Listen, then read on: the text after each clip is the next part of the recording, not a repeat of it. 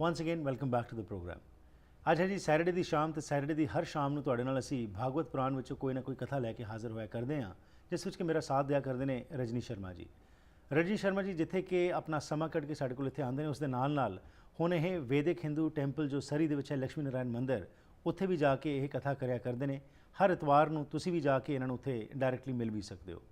तो आओ दोबारा तो ਤੁਹਾਨੂੰ जोड़ने कि पिछले हफ्ते जिथे असी कथा समाप्त की सी, उस तो अगे की होंदा है, आओ इस बारे जानकारी लेने रजनी शर्मा जी तो। Welcome to the programme ji. Thank you ji. So last time ji हम पहुँचे थे जहाँ पे दो वृक्ष के बीच पहुँच जाते हैं कन्हैया जी। अब क्या होता है थोड़ा सा ब्रीफली बात कर लेते हैं और उसके आगे क्या होता है जी। जी हरप्रीत जी, आपकी मेमोरी बड़ी अच्छी है। जी। भगवान की कथाएं हैं ही इतनी सुंदर कि वो कुछ ना कुछ उसका मन में रह जाता है। राइट। तो शुकदेव मुनि जो है वो राजा परीक्षित को सुना रहे हैं और परीक्षित का भी मन हो रहा है कि मैं और से और कथाएं सुनूं। बिल्कुल, क्योंकि अभी समय बहुत कम है, 2 दिन रह गए हैं। 2 दिन रह गए हैं, लेकिन जो मेन बात ये है कि मृत्यु की बात को तो वो भूल ही चुके हैं। मृत्यु आएगी नहीं आएगी, क्या होगा कैसे होगा, भय का लेश मात्र भी उनके पास नहीं। क्योंकि तत्व ज्ञान से उन्होंने देख लिया कि शरीर की मृत्यु होती है, आत्मा की नहीं, और मैं तो आत्मा का हिस्सा हूँ। ये बात उन्होंने जान ली और अब जो बचा हुआ समय है वो भगवान के दिव्य प्रेम में लग जाए। तो उनको ऐसा लग रहा है कि जैसे जीवन उनका सार्थक सा हो गया। तो आप ये भी देखें कि किस तरह से एक ऋषि ने श्राप दिया था।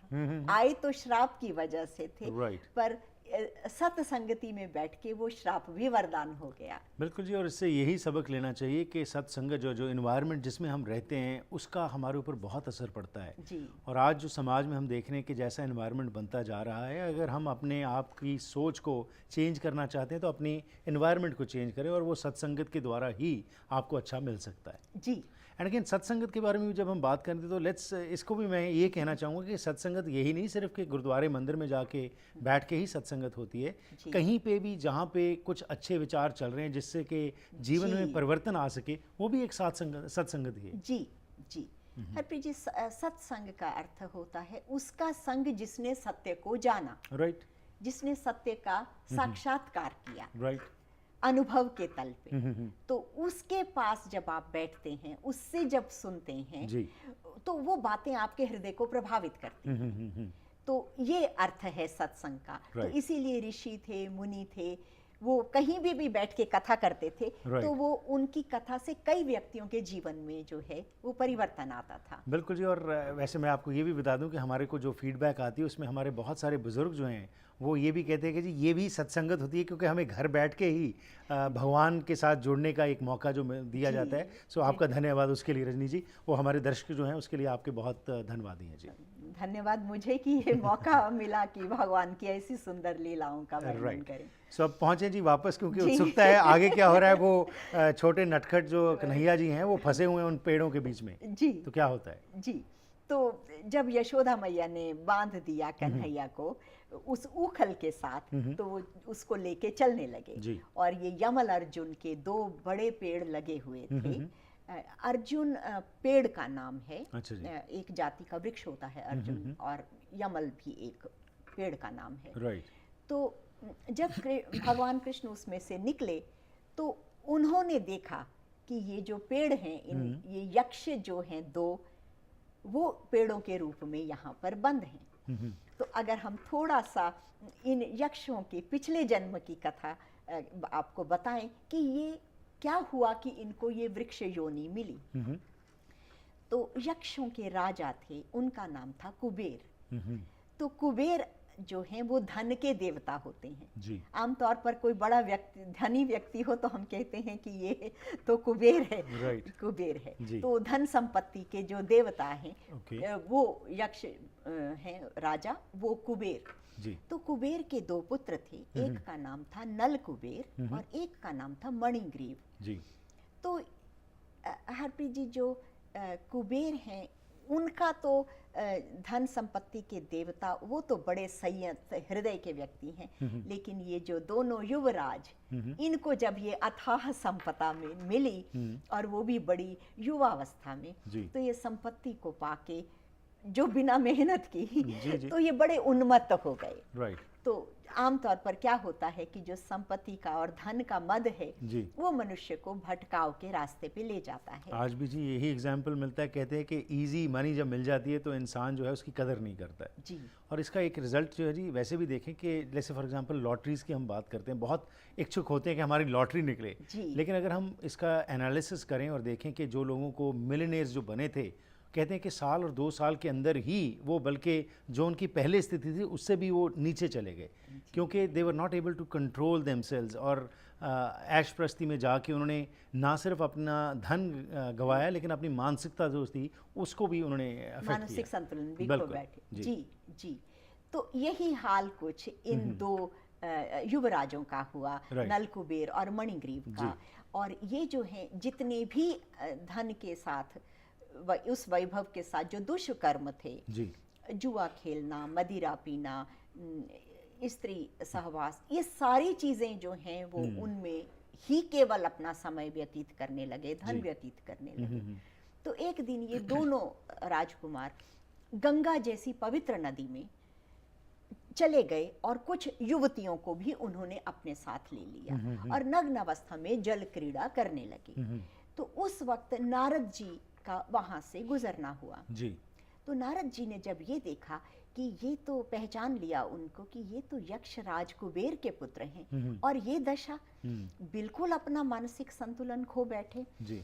भूल ही गए कि गंगा जैसा पवित्र नदी है, ये क्या कर रहे हैं। और ये जो मनुष्य जीवन है जी। इस तीर्थ पे, इस उम्र में अगर ये कोई सत्कर्म करते जी। तो उनको कितना ज्यादा वो अपने जीवन को उत्थान कर सकते थे, सदा के लिए भगवान के पार्षद बन सकते थे। और कहाँ ये अपना जीवन जो है वो इस तरह से नष्ट कर रहे हैं जी। तो नारद ऋषि के मन में दोनों बातें आई। एक तो उनको देखकर दुख हुआ और क्रोध आया। दुख हुआ, लेकिन वो जब जैसे ही सामने गए तो उनको लगा कि नहीं, ये युवराज तो मुझे जानते हैं, इनके पिता, तो सम्मान होगा। लेकिन दोनों उन युवराजों ने टोटली इग्नोर कर दिया उनको, देख के कर भी अनदेखा कर दिया। तो जो ऋषि थे उनके मन में 2-3 भाव इकट्ठे आए। एक तो उनको दुख हुआ उनकी दशा देख के जी। दूसरा उनके हृदय में क्रोध आया कि अवहेलना जैसे उन्होंने की है। और तीसरा उनके हृदय में एक कंपैशन भी आई कि अगर ये मेरी नजर में बात आई है तो इनका उद्धार मुझे करना चाहिए। तो ये तीनों ही भाव ऋषि के मन में आए। तो उन्होंने उनको श्राप दिया और कहा कि तुम जाओ और वृक्ष योनि में जन्म लो जी। क्योंकि तुम्हें वो बिल्कुल जड़ योनि है, उसमें शरीर में क्या होता है, किस तरह के पत्ते हैं, वो हैं, शाखाएं हैं जी, उसमें कोई फर्क नहीं पड़ता, तुम उस योनि में जाके रहो। तो ये बात जब उनको पता चली, नल कुबेर को और मणिग्रीव को, वो तो बहुत दुखी हुए। तब उन्होंने कहा कि ये हमसे क्या हुआ। तो गए और ऋषि के पास याचना करने लगे, कहने लगे कि आप हमें इस श्राप से बचाइए। तो ऋषि का तो मकसद ही ये था कि उनका उद्धार हो। तो उन्होंने कहा कि ठीक है, तुम वृक्ष बनोगे, लेकिन नंद बाबा के आंगन के वृक्ष बनोगे। और भगवान कृष्ण जो हैं, जब उनकी दृष्टि तुम पर पड़ेगी तो तब जो है तुम्हारा उद्धार होगा और तुम उस वक्त अपने सुंदर देव योनि में आके और वैकुंठ लोक को सीधे चले जाओगे। लेकिन उसके लिए तुम्हें इंतजार करना पड़ेगा। तो हरप्रीत जी, जो उनका प्रायश्चित था, वो वर्षों तक वो वृक्ष योनि में खड़े होके हर तरह की ऋतुओं को सहते हैं वृक्ष, सर्दी, गर्मी, वर्षा, बड़ा कठिन योनि है ये। तो बड़े सालों तक उन्होंने प्रतीक्षा की, कभी वो दिन आएगा जब भगवान अवतरण लेंगे यहाँ यदुकुल में, तो उनका उद्धार होगा। तो अब वो दिन आ गया जी। तो ये जब कन्हैया बंधे हुए हैं और उस उखल को लेके गए और वहां से तो वृक्षों के बीच में वो उखल फंस गया और कन्हैया ने जब उसको खींचा तो दोनों वृक्ष जो है वो नीचे गिर गए और ये दोनों अपने सुंदर देव योनि में पाकर प्रकट हो गए, नल कुबेर और मणिग्रीव जी। उसके बाद उन्होंने भगवान को प्रणाम किया और बहुत सुंदर उनकी स्तुति की कि आप इस मनुष्य देह में आके हमारा जो आपने उपकार किया है अपने भक्तों के लिए, हम तो इसके लायक भी नहीं थे, पर हमने अपने पापों का प्रायश्चित किया और एक ऋषि की कृपा से ये हमें जो श्राप मिला, जो आज आपको देख के वरदान के रूप में साबित हो रहा है, तो उनका बहुत धन्यवाद देते हुए वो दोनों देखते ही देखते वैकुंठ को चले गए। तो कुछ जो गोप बालक हैं उन्होंने ये देखा, क्योंकि वृक्षों के गिरने की बड़ी जोर की आवाज हुई, तो वो जिस वक्त भागते हुए आए और उन्होंने देखा और बाद में बताया नंद को और यशोदा को, तो वो जब इस तरह की बातें बताते थे तो वो बिलीव ही नहीं करते थे उनको, क्योंकि उनकी नज़र में वो उनका छोटा सा बच्चा है और वो जानना भी नहीं चाहते कि ये कोई विलक्षण बालक है। तो माँ यशोदा तो जब उन्होंने देखा कि भाई बच्चा जो है वो बच गया, तो जानते हुए भी अनजाने बन जाती थी, जानते हुए भी उसकी कन्हैया की आम माँ की तरह उसकी नजर उतारती थी। तो अब जब ये बात पहुंचती है तो उसके बाद क्या इनका रिएक्शन होता है, इसके बारे में कुछ बात करते हैं जिस छोटी सी ब्रेक के बाद। जी, ਕੀ ਤੁਸੀਂ ਕਰਜ਼ੇ ਦੇ ਬੋਝ ਹੇਠ ਦੱਬੇ ਹੋ? ਸਮਝ ਨਹੀਂ ਆਉਂਦਾ ਕੀ ਕਰੋ? ਫਾਈਨੈਂਸ਼ੀਅਲ ਪ੍ਰੋਬਲਮਸ ਤੁਹਾਡੀ ਫੈਮਿਲੀ ਲਾਈਫ ਦੇ ਉੱਤੇ ਮਾੜਾ ਅਸਰ ਪਾ ਸਕਦੀਆਂ ਹਨ। ਜੇ ਤੁਸੀਂ ਇਸ ਮੁਸ਼ਕਲ 'ਚ ਹੋ ਤਾਂ ਅਸੀਂ ਤੁਹਾਡੀ ਮਦਦ ਕਰ ਸਕਦੇ ਹਾਂ। ਅਸੀਂ ਤੁਹਾਡੇ ਕਰਜ਼ੇ ਨੂੰ ਵੱਧ ਤੋਂ ਵੱਧ ਘਟਾ ਕੇ ਰਹਿੰਦੀ ਰਕਮ ਨੂੰ ਇੰਟਰਸਟ ਫ੍ਰੀ ਕਿਸ਼ਤਾਂ 'ਚ ਬਦਲ ਸਕਦੇ ਹਾਂ। ਅਸੀਂ ਤੁਹਾਨੂੰ ਕਰਜ਼ੇ ਤੋਂ ਮੁਕਤ ਕਰਾ ਕੇ ਨਵੀਂ ਜ਼ਿੰਦਗੀ ਜੀਣ ਵਿੱਚ ਤੁਹਾਡੀ ਮਦਦ ਕਰ ਸਕਦੇ ਹਾਂ। 1866790884 ਬਿਜ਼ਨਸ ਸੋਲੂਸ਼ਨਜ਼, ਤੁਹਾਡੀ ਪਰੇਸ਼ਾਨੀ ਵਿੱਚ ਤੁਹਾਡਾ ਸਾਥੀ।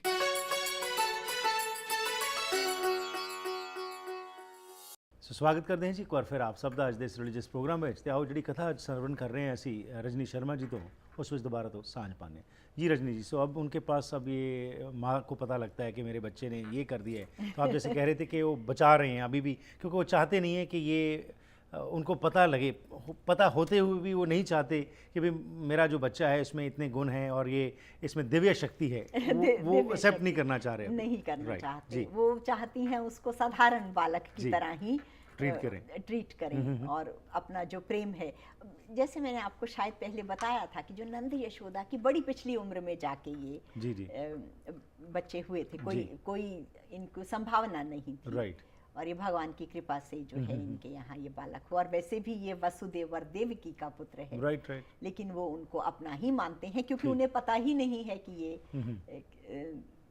दूसरे का किसी और का बालक है। तो ये जो यशोदा जी हैं, जब इनको ये पता चला सारी बात का, तो मैंने जैसे आपको बताया कि उन्होंने बच्चे की नज़र उतारी कि ये क्या हुआ, बच गया, और अपने को बहुत वो मन ही मन पश्चाताप करने लगी कि मैंने क्यों बांधा कन्हैया को। और हरप्रीत जी, जिस वक्त आगे जाके कहीं भगवान जो है मथुरा जाने लगते हैं, तो ये जो इनको बांधा है, वो बात यशोदा के मन में तब भी रह गई। तो जब मथुरा जाने लगे कन्हैया बड़े होके, तो वो यशोदा उनको कहने लगी कि तुम अब जाओगे, राजा बनोगे, दूसरी तुम्हें लीलाएं करनी है, तुम भूलना नहीं, तुम भूल जाना अपनी माँ की इस बात को कि मैंने तुम्हें कभी बांधा था, मुझे उस बात के लिए तुम क्षमा कर देना। इतना प्रेम, उनको ऐसा लगा कि कहीं कन्हैया मेरी इस बात को दिल में ना रख ले कि माँ होते हुए मैंने मुझे बांधा है। जी। तो ये बड़ी सुंदर प्रेम की उनकी है। तो इसी तरह से बहुत सारी बाल लीलाएं की। तो मुझे जिस वक्त मैं यहाँ कार्यक्रम के लिए चुनना भी चाहती हूँ तो समझ में नहीं आता कि किस चीज़ को फोकस किसको लें और किसको छोड़ें। There is so much, and again वही बात होती है कि समय सीमित होता है हमारे पास भी, तो हम यही कोशिश करते हैं। और जैसे आप आते हैं कि उन पॉइंट्स को हाईलाइट किया जाए जिनके साथ अध्यात्मक पक्ष को जोड़ के हम कुछ आज के संदर्भ में कुछ सीख सकें। एब्सोल्युटली जी। तो एक इसी तरह की एक बड़ी सुंदर लीला है। एक मालिन थी जिसका नाम था सुखिया। तो मालिन रोज जो है यशोदा के यहाँ पर फल देने के लिए आया करती थी। तो लेकिन सोचती थी कि मुझे कन्हैया के कभी दर्शन हो जाएं, लेकिन वो क्योंकि बाहर से ही फल दे के चली जाती थी, तो उनका उनका मिलना हुआ नहीं कन्हैया से। तो ऐसे ही वो रोज आती चली जाती ये आस लेके कि शायद आज मुझे उनके दर्शन होंगे। तो ऐसे 3 वर्ष बीत गए। तो एक दिन ऐसा इत्तेफाक हुआ कि उनका ये जो रोज का आना जाना, भगवान सोचना, इंतजार करना, तो ये सारा एक साधना के तरीके हो गया जी। कि अपने घर से वो उठती, टोकरी में फल रखती, वहां जाती, मन में ये आस लिए हुए कि शायद मुझे दर्शन होंगे। तो एक दिन इत्तेफाक ऐसा हुआ कि नंद बाबा अभी बाहर से ही कहीं आए थे जिस वक्त ये आई। तो कन्हैया नंद बाबा को देखते ही बाहर दौड़ते हुए चले आए, जैसे ही उनके पिता जो हैं वो घर पर आए जी। तो उस वक्त उन्होंने उन दिनों के रिवाज के मुताबिक एक अनाज की टोकरी उस फल वाली सुखिया को दी और बदले में उसने फलों की टोकरी उनको दे दी। जी। तो जब कन्हैया ने ये देखा तो वो भी अपनी भाग के एक हाथ में मुट्ठी चावलों की उन्होंने भर ली और वो उनको देने लगे। लेकिन वो जब अपनी मुट्ठी भर के लाए तो छोटा सा बच्चा अभी 3 साल का है, तो चावल तो उनकी मुट्ठी से गिर ही गए, 2-4 दाने ही केवल रहे होंगे। लेकिन वो सुखिया ने तो उसकी कोई परवाह नहीं की और कन्हैया जो है उनके पूरे उनके फलों से भर दिए उनके हाथ कि वो लेके जाने लगे। तो उसके बाद वो जब अपनी टोकरी उठा के चली गई और उन्होंने घर जाके देखा तो वो जो अनाज जो दिया था नंद बाबा ने, उसके बजाय वो जो टोकरी थी वो तो रत्नों से और स्वर्ण से भरी हुई थी जो दिया। तो अब हम थोड़ा सा इस बात का अगर आध्यात्मिक पक्ष देखें तो ये है कि मैं फिर कई बार भगवत गीता की तरफ जाती हूँ। भगवत गीता के सिद्धांत और सत्य अटल हैं। हर वक्त किसी भी जीवन के हम उसमें लें तो वो कोई ना कोई सत्य का मोती हमें वहां से मिल जाता है और जो बात को आके हमारी एक तरह से वेरीफाई करता है दैट दिस इज राइट। तो अब ये जो सुखिया है ये इनकी साधना हो रही है, रोज आना प्रदक्षिणा में आस के साथ कि मुझे भगवान के दर्शन होंगे। एक निष्काम भाव से वो रोज आती हैं। और ये जो फलों का देना है साधना की, और फिर जो फल है, अब हमने कर्म फलों की बात की थी गीता में कि आप कर्म तो करें और फल की इच्छा ना करें, फल को भगवान को समर्पित कर दें। तो ये सुखिया उसका मूर्तिमान रूप है कि वो फल लेके आती हैं और उनको समर्पित करती हैं। तो इससे क्या हुआ कि जिस वक्त कोई भी मनुष्य निष्काम भाव से अपने सब कर्म करता है, एक तो निष्काम कर्म भगवान की आस्था में किया हुआ कर्म, भगवान मिलेंगे या ज्ञान मिलेगा या जो भी उसको कहें या उस परम तत्व की प्राप्ति होगी, इस बात के लिए निष्काम भाव से साधना करते जाएं और फिर साधना के कर्म फलों को भी भगवान को अर्पित कर दें। तो भगवान उस व्यक्ति की, चाहे वो सुखिया मालिन हो या आज, ब्रह्म ज्ञान के रत्नों से उसकी बुद्धि को भर देते हैं और उस व्यक्ति के सभी कर्म दिव्य हो जाते हैं। साधारण होते हुए भी वो व्यक्ति असाधारण हो जाता है उस ज्ञान को प्राप्त करके। उसको कोई जाने या ना जाने, कोई रिकॉग्नाइज करे उसको या ना करे, ब्रह्म ज्ञान होने के बाद वो किसी जंगल में जाते हुए रास्ते पे भी अगर अकेले में एकांत में, चाहे उसके ज्ञान को किसी ने भी नहीं जाना, वो मृत्यु को प्राप्त हो जाए तो भी उसने अपने जीवन के परम लक्ष्य को पूरा कर लिया। Absolutely, right. और उसका जो मन है मृत्यु के उन कठिन क्षणों में भगवान के प्रति प्रेम से, समर्पण से और सबसे बड़ी बात तृप्ति से, संतुष्टि से भरा हुआ होगा। बिल्कुल जी, जो आपने बात की निष्कामता की, यही बात है कि आज निष्कामता, आज हमने धर्म को एक ट्रांजैक्शन बना लिया, एक कमर्शलाइज्ड रिचुअल बना लिया कि मैंने ये करूँगा तो मुझे ये मिल जाए, मैं ये करूँगा तो मैं अखंड पाठ करवा लूँगा या मैं कुछ पूजा करवा लूँगा। तो ये जो ट्रांजैक्शनल हमने एक अप्रोच जो बना ली है, इस कथा से तो यही हमें सबक सीखना चाहिए। जैसे हमने भगवत गीता का अभी आपने जिक्र किया, जो हमने पूरी कवर की थी अपनी सीरीज़ में, कि कर्म करते चलें और निष्कामता से जब करेंगे तो जो भी इस फल आए उसको हम एक्सेप्ट करें, और वो उसी में उसकी रज़ा है। जी राइट जी। तो ये बड़ी सुंदर ये एक छोटी सी इसकी सुखिया मालन की कथा है। राइट। तो जिस वक्त भगवान ये चलते थे जी, घुटनों से चलते थे ज़मीन पे, तो एक दिन उन्होंने, जिस तरह की आम बच्चों की आदत होती है कि ज़मीन पे कोई पड़ी हुई चीज़ जो है वो डाल लेते हैं मुंह में, जी। तो भगवान जब आंगन में चल रहे थे तो थोड़ी सी मिट्टी उठा के जी, मुंह में डाल ली। तो ये देख के जो बलराम हैं, जी, भगवान कृष्ण के बड़े भाई, वो भागते हुए अपनी यशोदा माँ के पास आए और उन्होंने कहा कि देखो कन्हैया ने मिट्टी खाई है।